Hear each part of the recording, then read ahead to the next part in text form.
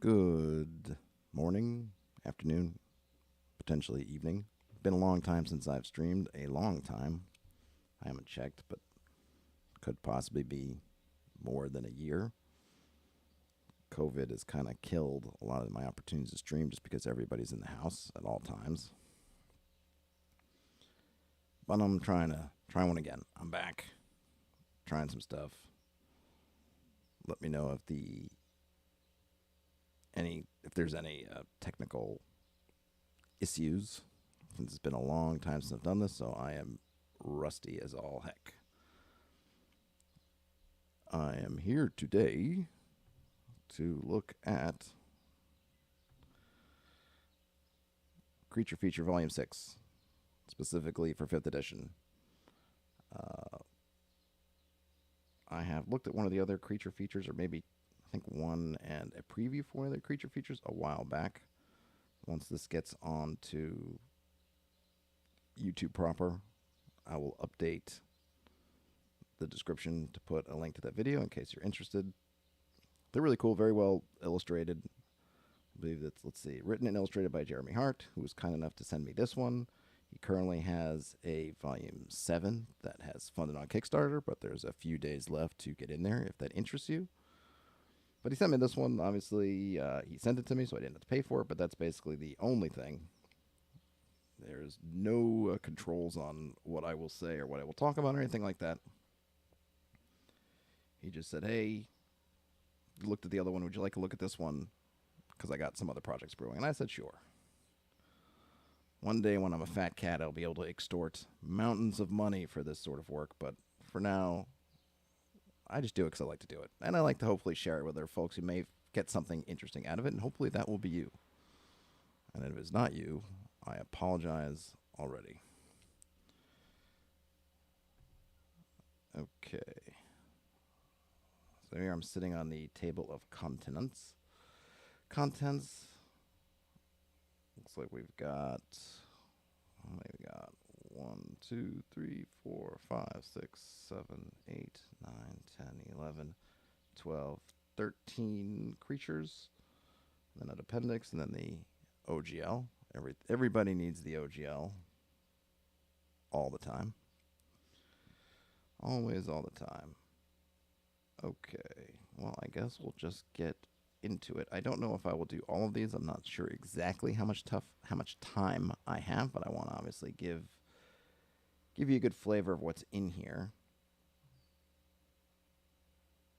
I know that Jeremy said that he has made some updates in some of the earlier ones. Just sort of tweaked things. I haven't looked at this. If this is the first time you've watched one of these for me, I don't look at these. This is me as if I've gone into a gaming store and picked up a book off the shelf and just started flipping through it. So I haven't previewed it. I haven't looked at all these. This table of contents is about as far as I've gotten. I try to keep it just fresh. So take that for whatever it is. It's basically a, hey, if you're in the store and something caught your eye and you wanted to look at it and just see, do I want to take it to the register and pay for it, or do I want to slide it back onto the shelf and pick up something else? That's kind of the approach I take. So let's just get into it. Let's see. Oops. There we go. BARQIDA. Now, the last time I looked at these, I'm remembering off the hands, he does sort of full page illustrations. So I believe probably on the next page, I guess I should just flip forward and see, will be the illustration of this creature. There it is. And something I liked about these, I remember from the last time, is so you have the creature, and then you also have the silhouette of, you know, your essential ye old adventurer, giving you a nice visual scale as to the size of the creature as compared to your adventure. So you could quickly look at that. I think he did them in this way, if I'm remembering correctly from some of the feedback he gave me on the last video, was that you could basically do this kind of handout style. And I believe there's also in the download from DriveThru, there's a whole bunch of files, and I believe that it has at least some stuff for your virtual tabletop of choice. So there are some digital tools for you if you choose to use them. Anyhow, let's go back to the actual description. But I feel like all of his creatures have a really cool, weird sense to them, and I really like the black and white ink style of his work. This thing looks like it's got no eyes, huge ears, and just a big mouth. Alright, so this is a large fiend, chaotic evil. Let's see, I'm just going to try. I don't feel like, I don't think I need to run down every little thing here, right? I want to get to the really interesting stuff. Okay, so it's immune to poison and immune to the poisoned condition. It's got blind sight, so I guess it is blind. Speaks abyssal, but also has telepathy. It's a CR4. Here we go. Standing leap, the BARQIDA. I think I'm pronouncing that correctly. Someone can let me know if I'm not. The BARQIDA's long jump is up to 60 feet, and its high jump is up to 20 feet, with or without a running start. All right, so this guy can really jump around, as they say. He's got a great sword. He can make 2 great sword attacks. He's got a bite. Does the bite do anything particularly cool? Yes, it does. Okay, so if a target is bitten, they must succeed on a DC 14 con saving throw or become poisoned. Okay, so it's just a poison. Oh, but here we go. Mirror image. 3 illusory duplicates of the BARQIDA appear within its space. Duplicates move with and mimic its actions, shifting position, so it's impossible to track which image is real. Okay, so it's just basically your mirror image, essentially. Still, it's an interesting wrinkle. Sort of goes against the expectations, right? You don't think of a brute like that having an ability that I always associate with kind of squishy creatures. You know, the wizards casting mirror image and that sort. Kind of cool. I don't know if it does. Well, let's see. There's multiple pages attached to this. All right, so it says pages 1 through 4, and this is only page 1. The picture is page 2. I'm just curious if there's a story behind it, if this is a creature that's made up from whole cloth, or if it's got kind of a folklore background. I think we're going to get some more, not necessarily on if it's an Earth equivalent creature from Tales of Legend, but just some more about it. So there's the picture again.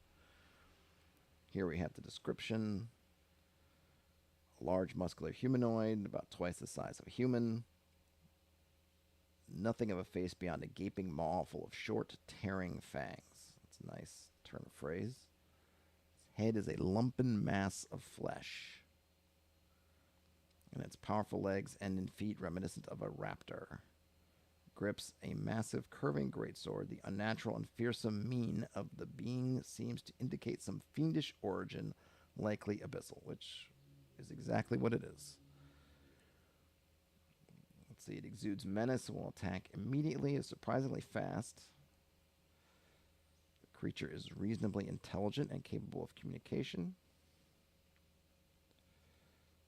These creatures are known as BARQIDA. It's not known from what tongue that name comes from or what it means. Many sages speculate they are demonic assault troops. They are tough, mobile, and disposable. They can leap incredible distances with little effort, and their bite contains a toxic venom. Additionally, they can repeatedly conjure a minor image illusion that makes them appear to multiply before the enemy. Not only is this sow discord throughout the enemy ranks, but it also obfuscates the demon, lending it an additional layer of defense. Yes, it does.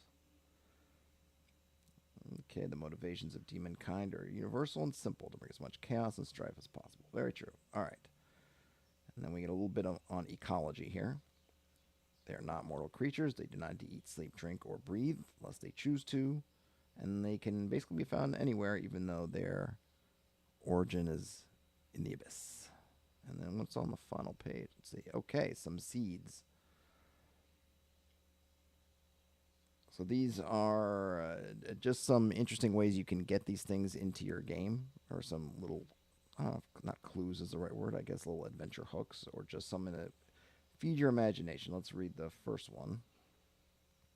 A powerful warlock has summoned a host of BARQIDA and sent them forth into the kingdom to foment strife for his patron. The warlock aims to destroy the religions of the kingdom to make way for a cult devoted, there's a typo, devoted to his patron. There have been ongoing attacks upon the temples of all deities within the kingdom. Additionally, the trade routes in and out are routinely set upon. Supplies are running low, and winter is nearing. Winter is coming. Kingdom has sent out the call for heroes to aid them in their time of need. All right, so that's, you know, a good overall adventure arc. You could have the BARQIDA as the enemy, or at least the main troops of the enemy. And of course, you can always seed in other demonic creatures to spice things up. Here's the second one. The party is tracking an arch necromancer wanted for several heinous crimes across the lands. In the course of their pursuit, they have fought wave after wave of animated cadavers day and night. They are weary, body and soul, to end this fiend and her malignant reign of terror. And now, finally, the Carrion Queen's tower darkens the horizon, and the party's spirit begins to lift. But before they can even attempt to breach the tower, several BARQIDA leap down upon them from the battlements. So whereas the first one was more of an adventure kind of seed, the second one is essentially an encounter seed. Obviously, you can swap out those things for anything else you want. Really, it's just right. If we were to take out the parts about the necromancer, really, it's you're coming up to a spot and hear the BARQIDA demonstrate their jumping ability by jumping in, and you could tie that into whoever they're fighting. Makes the most sense, maybe, if they have some kind of demonic thing, but you could obviously reskin these for any kind of minion. And of course, maybe the demons just take interest in whomever the party is facing just because. Why not? Some foment more discord. So that's the BARQIDA. Interesting. Again, I really like the look. The mirror image is nice. I think probably my favorite thing about there is giving them that leaping ability. It's something that you can really work into encounters. Like in that encounter seed, they can demonstrate the leaping ability once by leaping in, jumping down from somewhere, showing kind of the power of that. And then, obviously, they could use it in the encounter. Great for getting over frontline guys to get to the squishy back row and force the party to really adapt.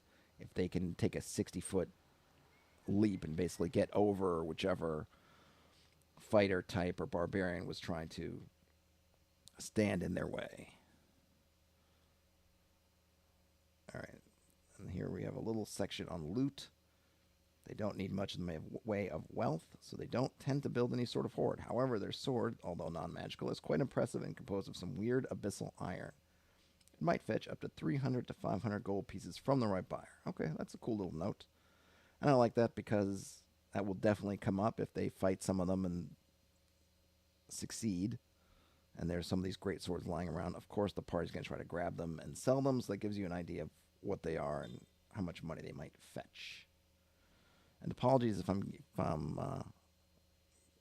you're hearing a lot of background noise. I have the window open because it is nice and cool, and my apartment building is still pumping in the heat.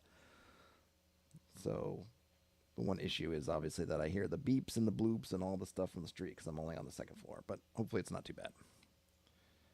All right, let's see what's next. We've got the Chirper. Let's take a look at the Chirper. Whoa.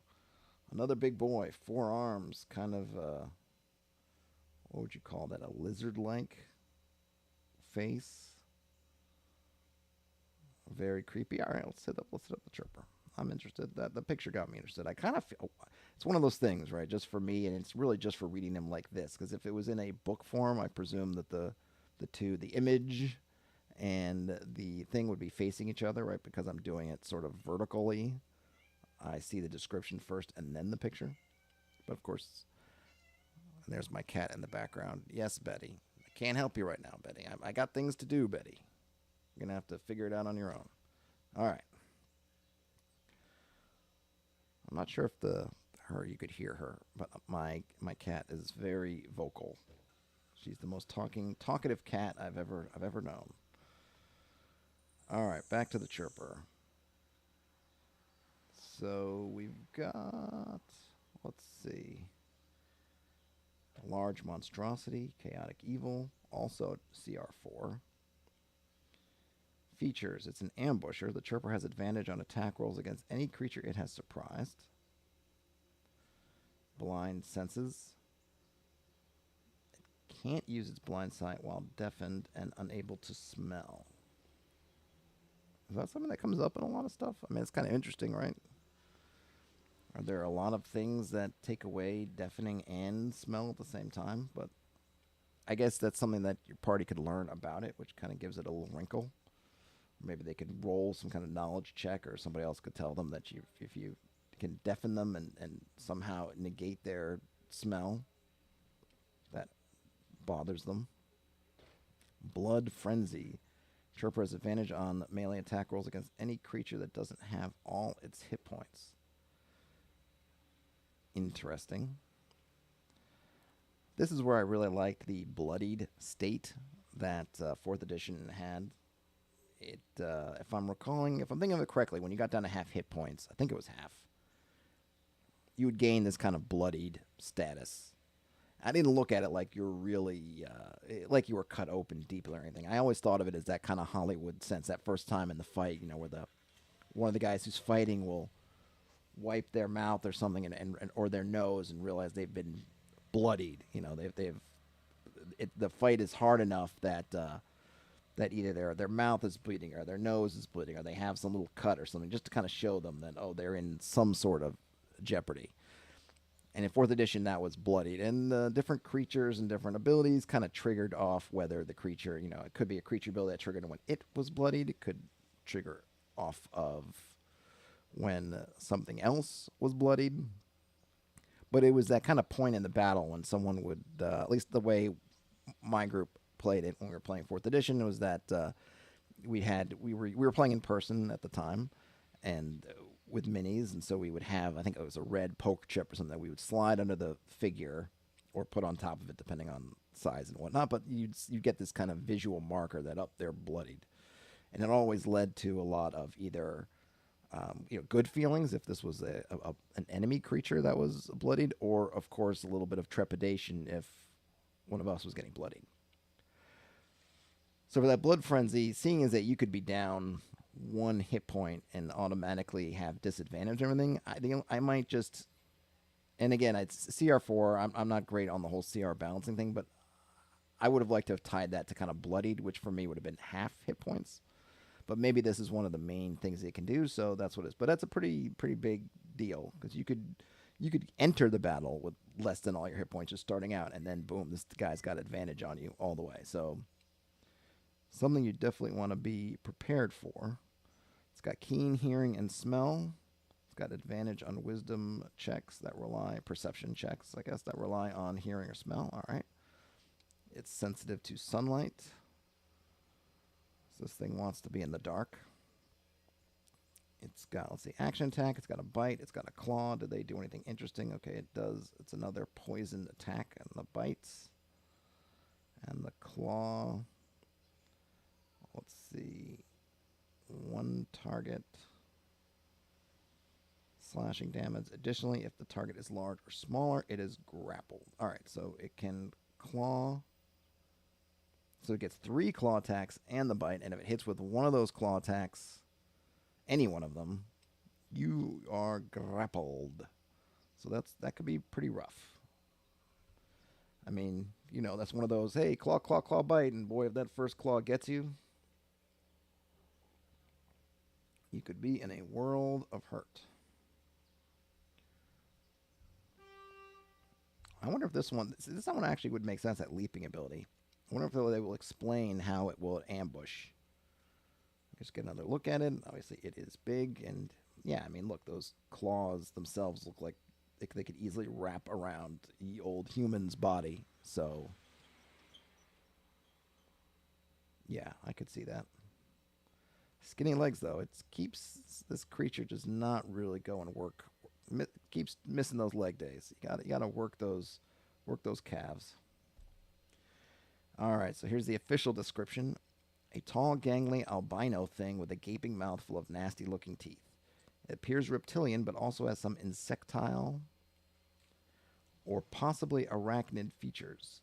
It has 6 limbs. It stands on 2 lean, bestial legs that seem built for sprinting and leaping.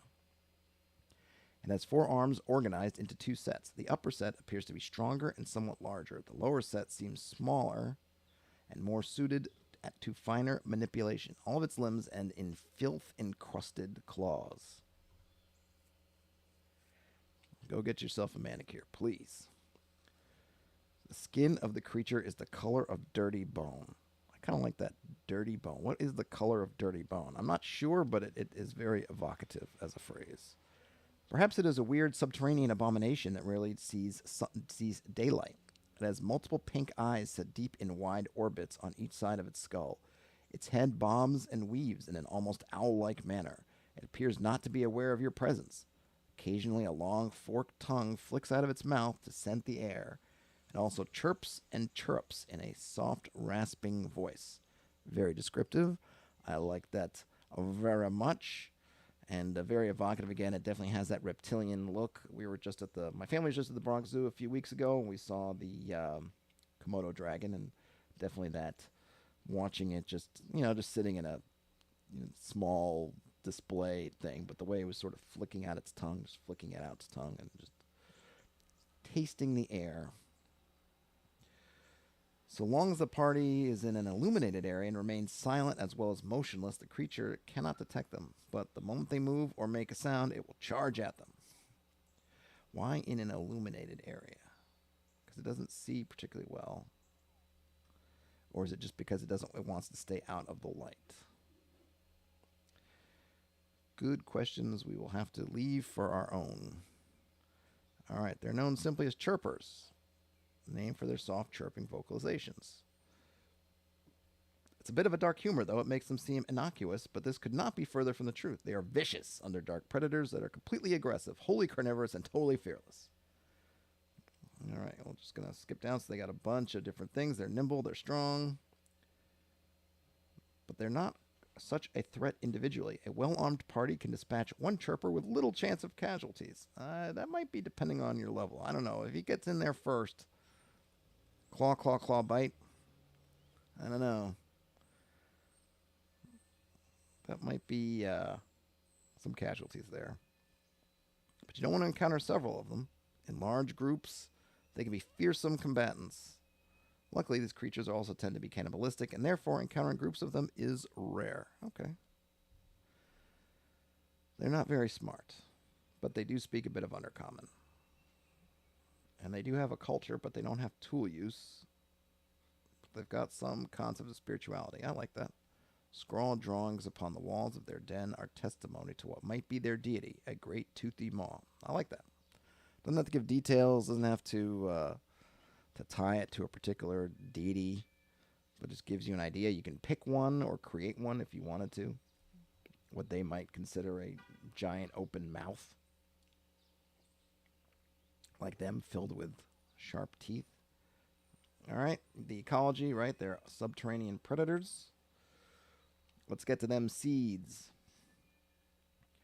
The party's taking a rest near some caves. Throughout the day, they often hear weird chirping sounds echoing in the caves themselves and in the rocky terrain surrounding their campsite. A chirper has developed an interest in them, but will not attack until darkness falls. Okay.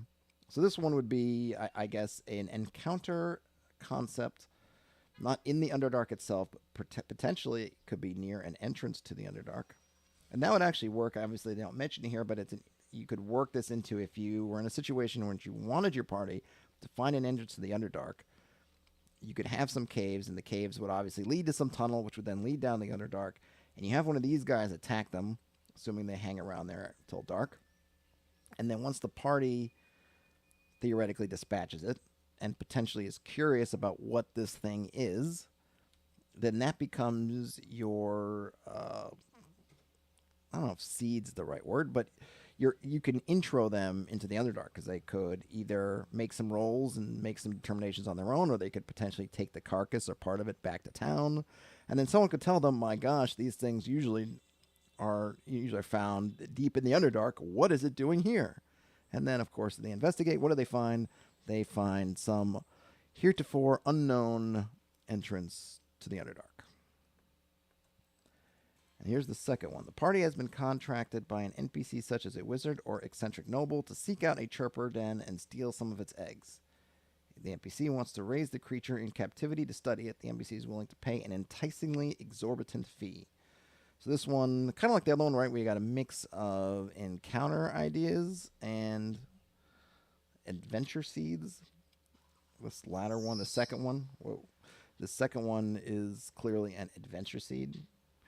Um, it could be another thing to get you to the Underdark, or it could be just that these things are in some caves near the surface. Let's see. So now we just get to some loot. They don't need not much in the way of wealth. However, they are cunning beings who recognize which. I would say who. Recognize that civilized folk and adventurers are drawn to shiny baubles, so they will build whatever trove they are capable of to bait their traps. So that's an interesting idea. The quality of items in the trove is generally cheap, but always looks impressive, perhaps even gaudy. The whole trove is likely to have a value of 300 to 500 gold pieces in assorted coins, gems, and items. Ooh, additionally, there is a 25% chance the hoard contains D3. Would that be 1D3? Common magic items. Not too shabby, I suppose, if you want to go through it. It's one of those interesting things. Like, how do they... So, okay, they have this plan of making kind of fake hordes. Fake hordes? Yeah, I guess a fake horde of loot. But how do they get the word out? Right? How does one publicize any sort of loot horde? It's particularly if it turns out it's a fake loot horde or a not very good loot horde. Do they need a publicist? Is there some kind of social media campaign? Do they go and hire some folk to spread rumors about their hordes to try to draw people in? Intriguing. I have questions that need answering. All right, so let's skip. Let's see. There's the Krona Cat. Another big guy. Just going to go, the Fellsworn. Fellsworn, everybody. Fellsworn. Let's see. So let's go. So I'm just going to skip a few here. Ooh, FERRUM Tempestus. Whoa, this guy's huge. All right, let's take a look at the FERRUM Tempestus. Now, the street cleaner's coming through, so apologies if you hear any loud noises. See if I can close my window. Street cleaner coming, and street cleaner going. All right. Hopefully that wasn't too noisy. The FERRUM Tempestus is a large construct, unaligned. Armor class 18, got a bunch of hit points. It's resistant to a bunch of damages, immune to a bunch of conditions. It's got dark vision. It understands common but can't speak. It does have telepathy. It is a CR 10. It's got magic resistance. Actions. It's got 2 claws. 10-foot reach. Let's see, it's got haste. Until the end of its next turn, the FERRUM Tempestus gains a +2 bonus to armor class, has advantage on dex saving throws, and can make an extra melee attack as a bonus action. Its movement is doubled, so this thing looks like it's big, clunky, and slow, but it can hit that haste and give you quite the shock. That would definitely be an interesting twist the first time in a battle it throws out haste, and all of a sudden you could describe it as sort of its mechanisms or gears kind of all of a sudden clicking into a new gear, almost like a bike. You know, the cogs and whatnot sort of realign, and then for a period of time it seems to just become zippy. And of course, looking at the size of it, that would be fairly scary. All right. See, I'm more interested in let's see if there's any. He's got some good turns of phrases in these descriptions. I don't know if I want to read it all the way through, but let's see. What might be its head is seated in the middle of its torso between 2 large pauldrons and beneath a large chimney. One could safely assume this thing to be a construct of some sort. Its huge gauntleted hands end in large blade-like claws. Its movements are slow, heavy, and ponderous, accompanied by the screeching grind of metal on metal. So that definitely, right, it's going to set an expectation switcheroony when this thing all of a sudden turns on that haste. And here, I guess it continues where we're going to get into sort of his description of when that he does kick that haste in. Okay, a few minutes after noticing the party, gouts of black smoke belch from the chimney of the construct, and it surges towards you with a surprising burst of speed and agility. Where once it was a plodding hunk of metal, now it is rushing towards you with the keen and murderous intent, its lethal bladed hands slashing like scythes, eager for a bloody harvest.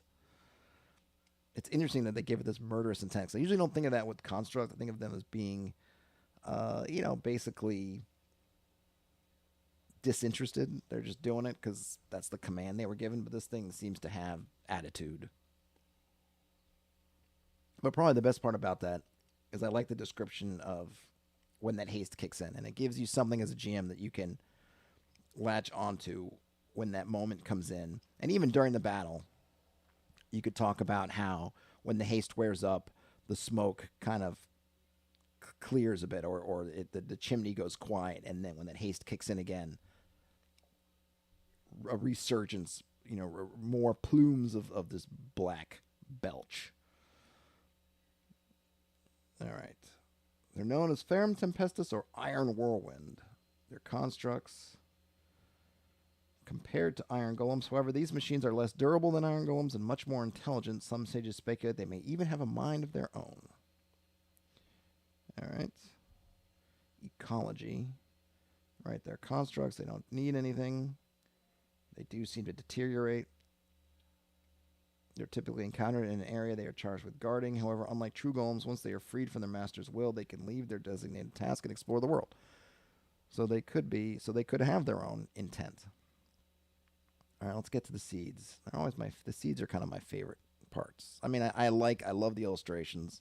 I feel like a lot of them are clever, but I really always like to see the creativity or just the ideas of how these things can be thrown in a world or what can be done with them. In the bowels of an ancient and abandoned wizard's tower, the party encounters a FERRUM Tempestus. The construct's master died centuries ago, and it has been trapped here ever since. Would prefer to be out in the world exploring, but has been unable to exit the tower due to the narrow stairways and doorways.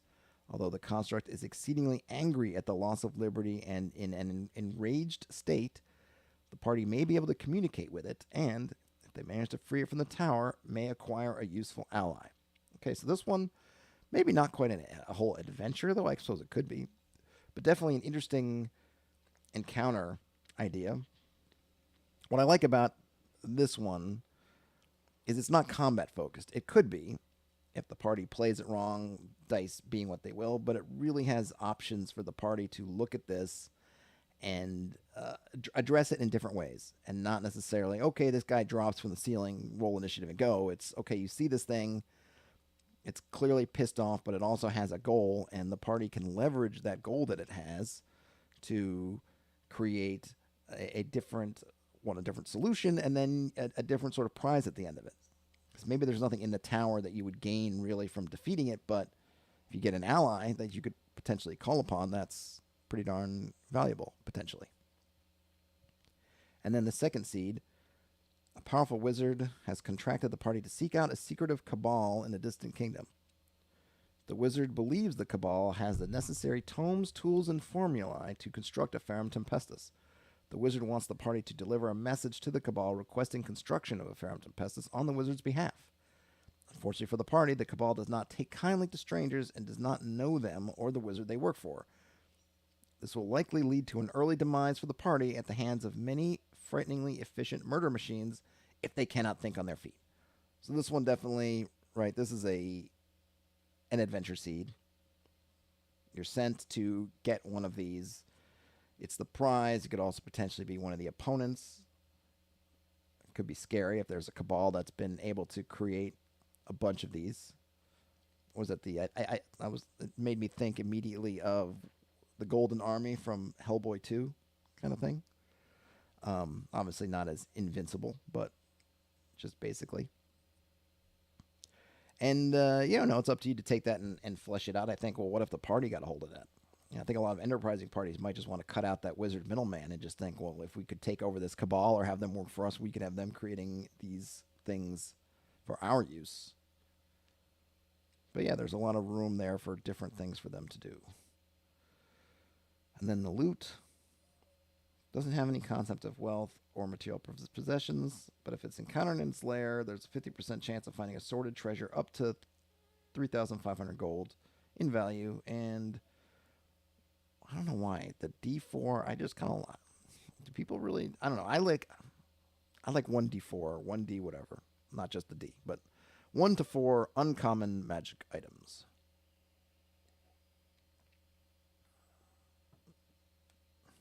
All right. The Nash arrow, finally, something that's small. I kind of like that nose. It's kind of somewhat bat, but also has a skeletal thing. But I want to get kind of a. Let's get through some more of this Hierophant. Another forearm, another huge. So boy, this guy's ginormous. I like that. I like that helmet. All right, let's see what else we have. The Kodan. Oh, that's kind of cool. Kodan. Let's see what else we have. The Magma THRALL. Another massive beastie. What is that? It's an elemental. All right, let's read about the Magma THRALL. I'm trying to hit some different creature types, just get a bit of the flavors of everything. So we a couple of big guys. We got a construct. We had a fiend. So let's look at an elemental. Large, neutral, vulnerable to cold, resistant to a bunch of other things, immune to poison, immune to several conditions. Got dark vision. Let's see, languages it cannot speak, but it understands Ignan and Terran, and it's got telepathy. This is a CR8. Let's see the features. It's got a fire aura. At the start of its turns, each creature within 5 feet of it takes 3d6 fire damage, and flammable objects in the aura that aren't being worn or carried ignite. But if they are being worn or carried, they don't ignite. Is that a 5th edition thing? Seems like a weird distinction. Like, why is it if you're wearing it, it won't ignite, but if you're... Well, what does that mean if it's being worn or carried? Flammable objects in the aura that aren't being worn or carried. I don't know. Maybe it's a 5th edition thing with flammable auras, but I would have thought, like, wouldn't it just ignite anyway? And I'm trying to think what those would be. I suppose that's environmental stuff, because if it's not stuff on the adventure, that would all be stuff they're carrying. Or am I thinking that too deeply? And if it's in your backpack or something, that would ignite, but your backpack wouldn't ignite? I don't know. But I like stuff igniting.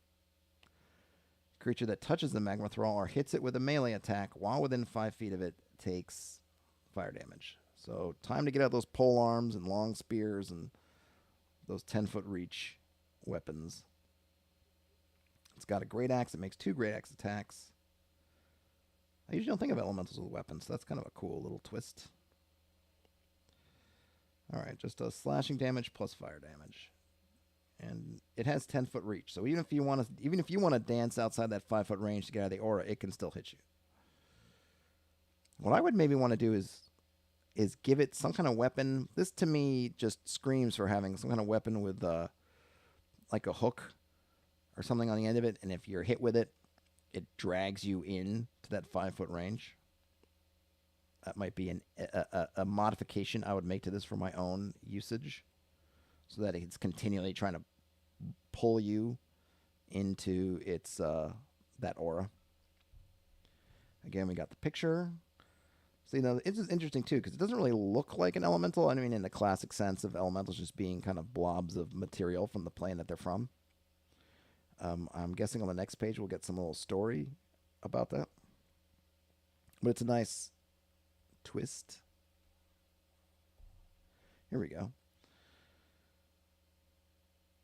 An immense figure clad in black, heavy plate armor and wielding a massive great axe. It stands about twice the height of a large human. A fiery red glow can be seen behind the grills of its helm and along the seams of its armor. Its outline is shimmery and indistinct, almost as if an incredible heat emanates from it, which it does. Let's see. Creatures will attack if it has reason to. Its creator ordered it to defend this area, or if the party is threatening the creature with violence. If the creature has no reason to attack the party, it may simply observe them. It's not inherently hostile, but it is a dutiful servant. However, if this being has survived the death of its creator, it will be much more aggressive. All right. Let's get to the lore. These creatures are known as magma thralls. They are often mistaken for constructs, but they are, in fact, magma elementals bound to suits of enchanted adamantine full plate. The armor is a vessel which contains their volcanic form. Okay, that's cool. I like that.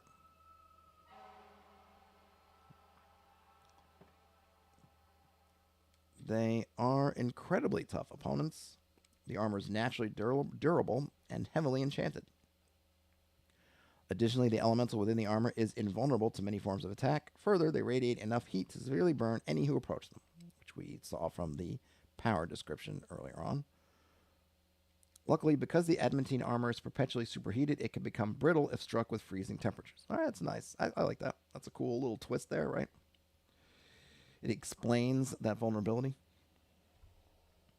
Okay, magma elementals are summoned and bound through a complex ritual. An enchantment within the armor keeps the magma elemental under the control of its summoner indefinitely.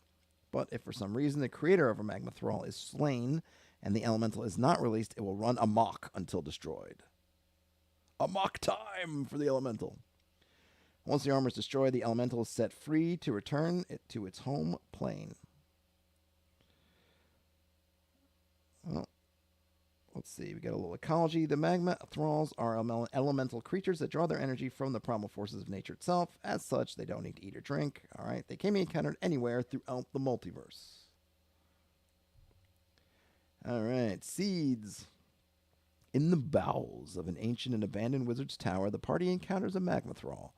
The magma thrall's creator died centuries ago, and the elemental spirit inhabiting the armor has been growing more and more enraged as the decades have passed.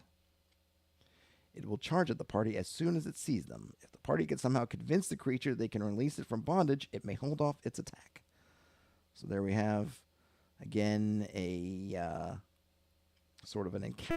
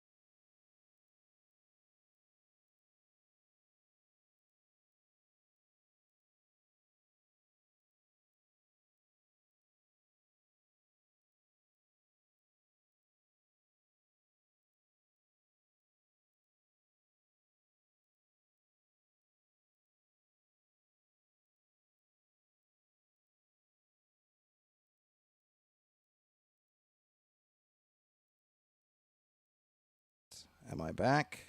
I think I'm back. Sorry about that. My audio interface was accidentally running on battery power, and it failed me. It failed me. So I got lost for a second there. And because of I'm using Wirecast, and Wirecast sets kind of layers for things, and when the thing died, it because it was above my video, it sort of it screwed things up for the momentary stream.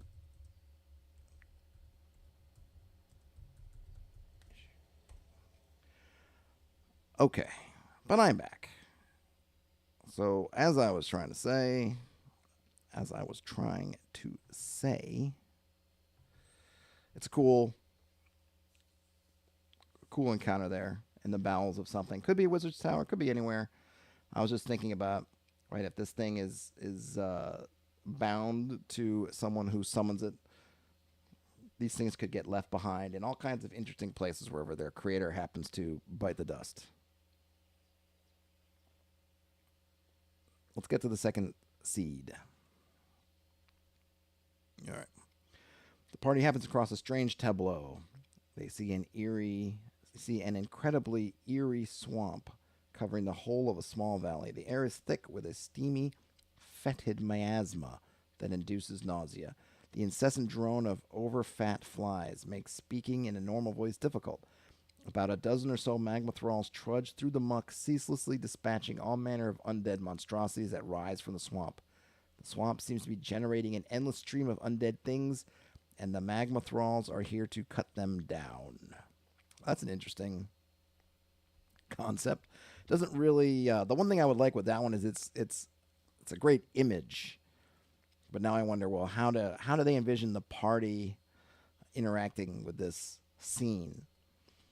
What are they there to do? What are the magma thralls doing? I suppose it's just stuff you have to take that and right, flesh it out. Right, what's happening there? Where are all these undead coming from?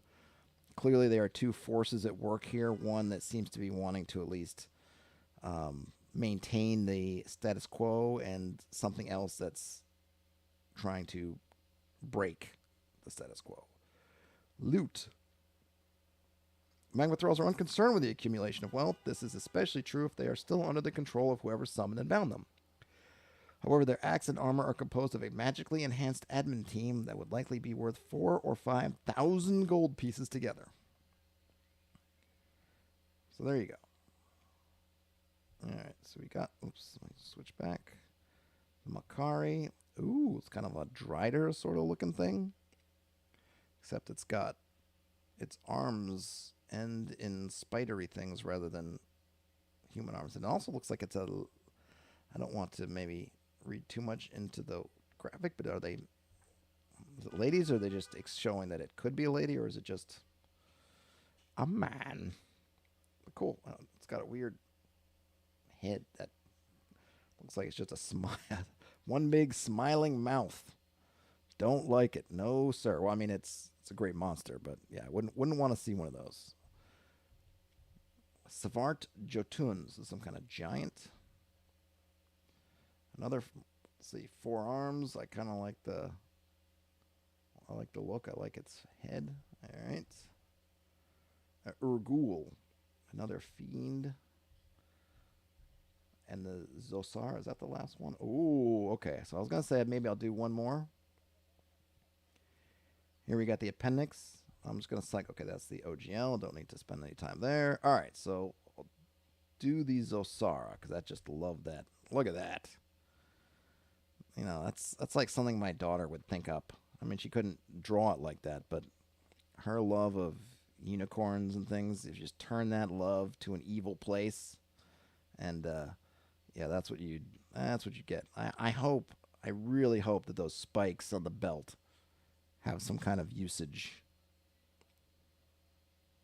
Let's see what it's all about. Ah, cool. The Zosara, huge Fae, chaotic evil, AC 16, bunch of hit points, 60 feet speed. It's definitely strong, fairly hardy, very smart and wise. Whoa, really good charisma. Not that good dex, interestingly enough. All right, immune to a bunch of damages, immune to some conditions. It's got true sight. Can speak Abyssal, Common, Draconic, Primordial, and Sylvan. CR15. And it's got some features. The Zosara emanates a strange form of necrotic energy that saps the life force of people and animals, but spurs vegetation to unwholesome and twisted growth.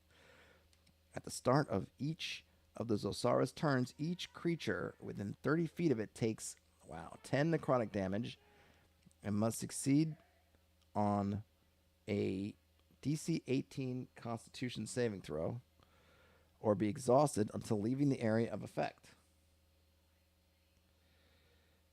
This damage heals the Zosara by the same amount. Any sources of flame within a 500-foot radius will change to a sickly green illumination and become unable to damage vegetation within this area of effect. All right, hold on. So it's got this 30-foot aura that hurts you, heals it, and then any flames kind of turn green and then can't hurt any vegetation. I mean, just the turning green is just kind of cool, just as a visual. I mean, I guess who knows where you encounter it, but if it's at night and the things in your flame turns green, and of course you can yell out, "Green flame!" You know, it's all good. So that's cool. All right, it's got some innate spell casting. At will, darkness, pass without trace, and silence. 3 times a day, misty step, spike, growth, fog, cloud. Once a day, awaken, wall of thorns, plant growth. So it's got very plant-related powers. And because of its aura, you can't burn the plants with flames. Though I don't know if in a combat situation, that's really the first thing the party can do is try to burn down the stuff. I mean, I suppose players always love to burn things, but not sure about that. But still, cool nonetheless. It's got multi-attack, 2 attacks. Withering Claws. The Zosara's unarmed attacks are magical. It's got 10-foot reach. Gives out necrotic damage. It's got some legendary actions. 3 of them. Well, it can take 3, and it looks like it has 2, unless it goes on to the next page. Only 1 legendary action option can be used at a time, and only at the end of another creature's turn. Right, the Zosara regains spent legendary actions at the start of its turn. Okay, Psychic Drain, which costs 2. 1 creature within 120 feet must succeed on an intelligence saving throw or take 20 psychic damage. And the Zosara regains hit points equal to the damage the creature takes. Yeesh, that's a bit brutal. And then it can cast a spell, Animate Dead, Invisibility, Dimension Door. So this thing's got a lot of tricks. You can have a lot of fun with that, but man, feels like this could be dangerous to the wrong party. But of course it is CR15, so it's not supposed to be a slouch. Oops, what am I? Hello? What are you doing? Did it change my... There we go. Okay. Got another look at it. Read the description. A huge demonic humanoid with the head of a wizened, fanged unicorn. The thing stands about 4 times the height of a man. It has a faint green luminescence about it, as if a nimbus of eldritch corruption emanates from its weirdling flesh. Whew, that's some rich description right there. It's like a ladle full of rich soup, word soup. Its long arms end in vicious-looking, filth-caked claws. An indescribable scent of rot and woe drifts from it. What is the scent of woe? I'd like to know, but I'm sure it doesn't smell good. Its mere presence seems to sap your vitality and make your bones ache. Whew. No thank you. Don't need aching bones. All right. Clearly a malignant creature, it does not seem immediately hostile. In fact, it beckons for the party to come closer. It calls out to them in a cheerful and strangely melodic greeting. I suppose that's its charisma. It's going to try to draw it into its radius of that aura and keep them there as long as possible. Makes sense. It usually avoids melee until any potential threat is significantly weakened. Also makes sense. All right, let's get into the lore of these things, because this is what I really want to know. These creatures are malignant archfey from some shadowy nether realm where the Unseelie Court holds sway. They are known as Zosara. These fallen and corrupt nature spirits have power over decay and are able to drain the vital energy from animal life. Not only does this act of vampirism heal them, but they can also channel this energy to dramatically spur plants to unwholesome growth and grant them consciousness. Ooh, I like that. They can also use the stolen life force to create undead. I also like that. It doesn't really talk about that in their powers, though. So maybe just, or I don't know if that was in some of the spells they can cast, but cool. In addition to their ability to steal life and manipulate plants, they can teleport, turn invisible, and steal additional life energy via targeted psychic attacks upon individuals within their line of sight. Their flesh is also highly resilient to damage from non-magical weapons that are not silvered. The sole motivation of Zosara is the corruption of the natural world. If they had their way, they would remake the world into some vast, silent, nightmarish forest. And here we get into the ecology. Zosara are holy. I don't know why they have comma there. Zosara are holy supernatural beings and do not possess a normal physiology. They can subsist with or without such mundane necessities as food, water, air, or sleep. These creatures also possess no life cycle to speak of. They do not age, mate, or rear offspring in the traditional sense. Some sages speculate that Zosara will begin to weaken if denied the life force of animals, but this has never been proven. They are native to the planes of shadow, but they can be encountered anywhere in the multiverse. Well, and there is more, but I will just leave that because I want to get down to the seeds. Let's see the seeds that we can plant with these Zosara. The first one. The party has gotten Start over again. The party has gotten word of an archdruid driven mad after the murder of his entire order. In pursuit of vengeance, the archdruid has made a pact with the Zosara and summoned it to our plane. Between the vast magical power of the two of them, they have set about corrupting the land and turning it into a perpetual twilight mirror of the plane of shadow. Whole villages have succumbed to the creeping darkness. The call has gone out for heroes to fight the encroaching blight. Whew, that's like a campaign seed. And since the CR-15, I could see a low-level party starting with that and having to work their way up to finally being able to take down the Archdruid and the Zosara, or figuring out something else. And obviously it's only kind of hinted in there, but because the Archdruid is driven mad, maybe there's some way you can, that trope of somehow you can reach through the madness, Luke to Darth Vader kind of thing. Get him back as an ally in the 11th hour. I like it. And then the second one, a Zosara has been wreaking havoc in a nearby kingdom. It's assumed that the horrific thing was summoned by some potent and malignant magic, but this might not be the case. Ooh, irregardless. No, irregardless. Regardless, the kingdom's coffers are wide open to any heroes willing to save them from the monster. Also be an adventure. I don't know if I suppose it could be a campaign too, given its high level if this starts low enough, but presumably at that point it's such an active threat that you'd think that's really an adventure for an already mid to high level party. Or I guess mid-level in the 5e sense, right? CR-15. So they're, yeah, I guess. And then finally onto the loot. Zosaras are inherently magical beings and are greatly interested in the acquisition of magical lore and items. It's recommended they have at least one legendary item, such as a Staff of the Magi, a Crystal Ball of Telepathy, or possibly even a Ring of Three Wishes. Additional lesser items, such as a Mantle of Spell Resistance and a Cube of Force, might be advisable as well. They will likely have 1d3 rare scrolls or potions of your choice. Zosara tend to have little actual wealth, but may have 1d3 suitable esoteric baubles, such as a golden orb etched in some foreign language. Such items will usually total about 500 pieces in value. All right.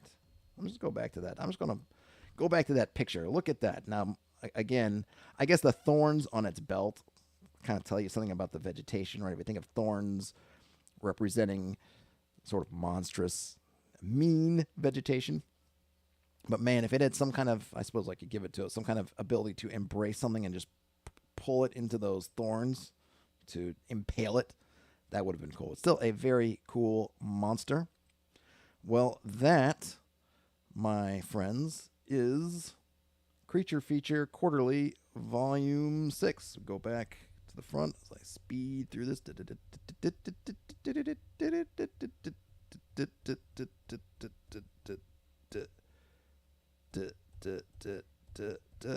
There we go.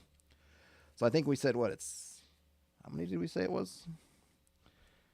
My brain in its perennial fog does not remember. 1, 2, 3, 4, 5, 6, 7, 8, 9, 10, 11, 12, 13. 13 critters. As I mentioned, I really like these. I guess just to kind of wrap on this, I like them. I think the illustrations are great. I like the fact that they give you a little thing to scale it. I might change the organization of things a little bit. I kind of like reading. I almost feel like I kind of like reading some of the lore stuff, descriptions stuff first, and then get to the stat block. But obviously, over time, once you've kind of used them multiple times, maybe you just want to get to the stat block fast. I don't know if there's a different way to organize it, maybe, but it's really good. I dig it. I mean, if I was gonna ding it, just being picky, I might say that there are a few of these that kind of seem to fill similar things. Creatures seem kind of similar. I might have like maybe a little bit more of a variety, but I don't know. It's hard to argue because over time you just build up a whole library of these things to pull out. And I also get it from a creator perspective. Sometimes you're just on a roll with certain kinds of creatures, and so you just kind of go down that path and explore it, and then go on to the next one. But I think there's certainly things I could use here. These seem to probably, well, I mean, the CR level, right? They're maybe more top heavy or high level heavy, but it's debatable. I think the lowest ones were CR3, and the highest ones I think is CR21. So I guess it does kind of go through the whole range. But there it is. I will find. Let me pull up the link to the Kickstarter if you like this, and you can also get them on drive-through. I will. Let me just put this in here. Let's see, Creature Feature Volume 7 on Kickstarter. Go there. Let me pull up the drive-through in a second, and I can get the link. I probably, these are the things like, geez, wouldn't it have made sense to find the link? Hellos. I'll do Creature Feature. I find this. Am I the only one that finds the search on drive-through just a little bit wonky? Is that just me? I mean, it could just be me. Feel free to let me know it is just me, and then it works exactly to how it should. But I don't know. I always kind of like a couple times when I've looked up, let me send somebody to find BX on drive-through. It's always. I feel like it's always weird to search for that. It never seems to come up when I think it should. All right, hold on. I'm getting that link for you. Getting that link.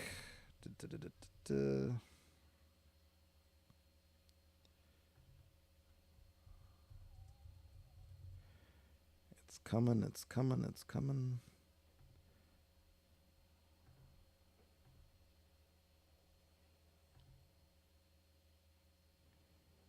Just putting it in my shortener. All right. And I will put these links in the description as well. Creature Feature on drive-through RPG. All right. And I will add those. I'm using Restream, which I've never used before, so it's kind of another first. So I apologize if there's any kind of weirdness with that as well. Seems to be working all right so far. Hard to tell.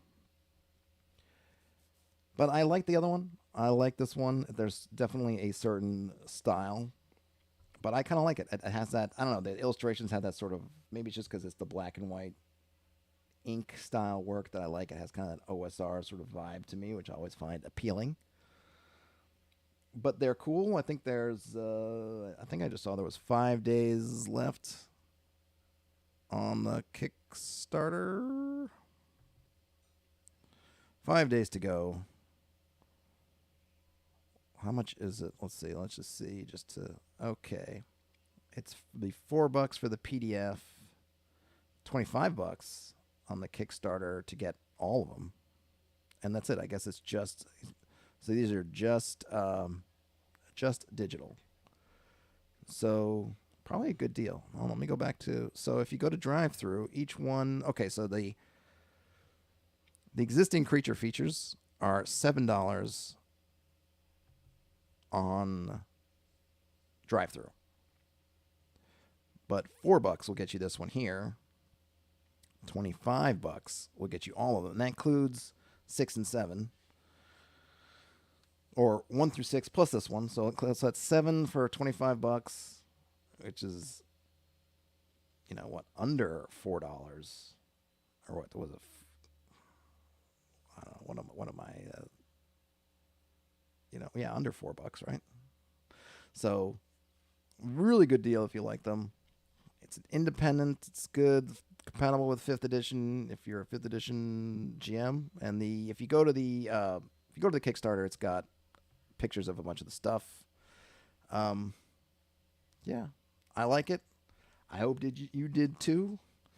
I'm going to try to get more streams going just in general. Get back into the swing of putting them out. So hopefully there will be more of these. I have to do a large one on... I won't spoil it yet, but I have to do there's going to be one come up that's going to be it's going to be massive, because the source book I'll be covering is, I don't know, over 300 pages. I'm not exactly sure I'm going to do it in one sitting. Maybe I can't. Maybe I can. That reminds me, I still didn't even finish, was it Fallen Lands? I got to try to go back and finish, but, as far as streaming, COVID's kind of kicked my butt in that respect. But I'm going to try to get back into it. Hey, everybody who hung with me so far on this, thanks so much for watching and listening in. I am going to take off. As usual, I'm trying to get over the hump of 1,000 subscribers on YouTube in particular. So it really helps if you want to give the thumbs up. If you enjoy these, please subscribe to the channel. Just help me reach my tiny, tiny little goal. But regardless, have a great rest of your day. And if you're watching this later, day, night, afternoon, whatever, game on. Talk to you later.